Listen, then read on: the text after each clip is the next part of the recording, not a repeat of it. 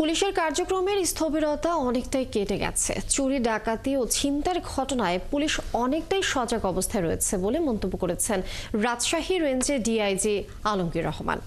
DIG আরও বলেন, সিরাজগঞ্জে এনায়েতপুর থানায় 15 পুলিশ হত্যার ঘটনায় মামলা হয়েছে এবং এই ঘটনায় সুষ্ঠু তদন্ত চলছে। এর সাথে জড়িতদের গ্রেফতারের জোর চেষ্টা চলছে।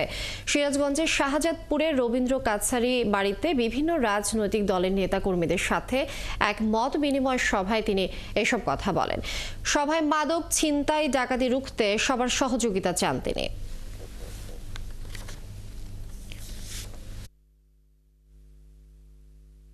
চুরির শুধু না, আমাদের আইনি ভাষায় যেটাকে বলে ক্রাইম এগেনস্ট প্রপার্টি, সে মামলাগুলি শুধু সিরাজগঞ্জে না, বেশ কয়েকটা জেলায়, বিশেষ করে বগুড়াতে এবং পার্শ্ববর্তী নাটোর জেলায় অনেকগুলো ঘটনা ঘটেছে এবং আমার জানা মতে প্রত্যেকটা ঘটনায় ডিটেক্টেড এবং আসামি গ্রেপ্তার, অনেক ক্ষেত্রে মালামাল উদ্ধার করা হয়েছে।